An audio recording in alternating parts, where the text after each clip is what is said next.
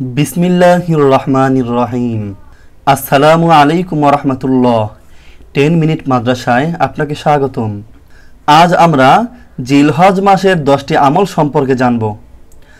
আল্লাহ তাআলার অশেষ মেহেরবানি যে তিনি নেককার বান্দাদের জন্য এমন কিছু মৌসুম করে দিয়েছেন যেখানে তারা প্রচুর নেক আমল করার সুযোগ পায়, যা তাদের দীর্ঘ জীবনে বারবার আসিয়ার যায়।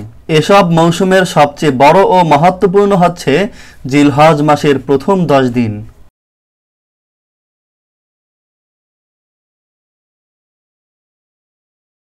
জিলহজ মাসের 10টি আমল হলো: 1.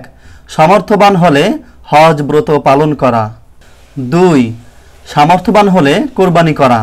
3. অধিক পরিমাণে আল্লাহ তাআলার নামের জিকির করা। 4.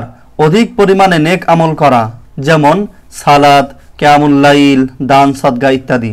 5. পাপের পথে না যাওয়া, গুনাহ বর্জন করা। 6. কোরবানি করতে ইচ্ছুক ব্যক্তির এই 10 দিন নখ চুল সহ শরীর থেকে কোনো কিছু কর্তন না করা। ঈদের দিন কুরবানি করার পর কর্তন করা। 7. বেশি বেশি তাকবীর, তাহমিদ ও তাহলিল পাঠ করা, যেমন আল্লাহু আকবার, আল্লাহু আকবার, লা ইলাহা ইল্লাল্লাহু, ওয়াল্লাহু আকবার ওয়ালিল্লাহিল হামদ। 8. আরাফার দিন ফজর হতে আয়ামে তাশরিকে প্রতি নামাজের পর উল্লেখিত তাকবীরটি পাঠ করা।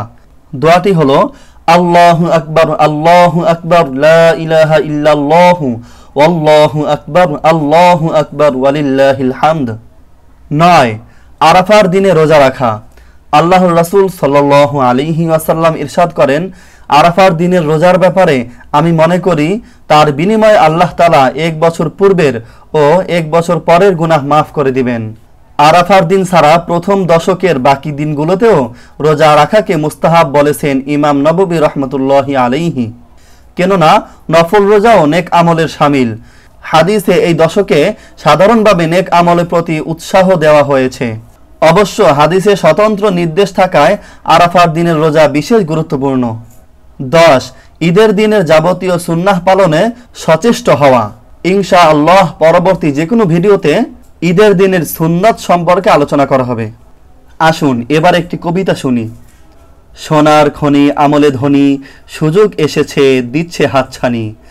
যুবক ভাইয়েরা যারা সঙ্গত কারণে নিকাহ করতে পারছেন না, তারা এই স্পেশাল দিনগুলোতে সিয়াম পালন করুন। আমার মতো গুনাহগার যারা আছেন তারা বেশি বেশি নেক আমল, দান সদকা, জিকির ফিকিরে এই দিনগুলি কাটিয়ে দিন। দরিদ্র, অসহায়, মজলুম, বিপদগ্রস্ত যারা আছেন তাদের জন্য দোয়া করার জন্য রয়েছে ফজিলতের আরাফার দিন, গুনাহ থেকে বিরত থাকার দিন, আল্লাহর সন্তুষ্টি অর্জনের দিন, আল্লাহর কাছে আসার দিন। জিলহজ মাসের 10 দিন দয়া করে আমলে নিন। আল্লাহ আমাদের সবাইকে জিলহজ মাসের প্রথম 10 দিন বেশি বেশি আমল করার তৌফিক দান করুক, আমিন। আপনি যদি বেশি বেশি আমল ইবাদত করতে চান তাহলে এই চ্যানেলটি সাবস্ক্রাইব করে রেখে দিতে পারেন, কারণ এখানে আমল ইবাদত সম্পর্কে ভিডিও আপলোড করা হয়। জাযাকাল্লাহ।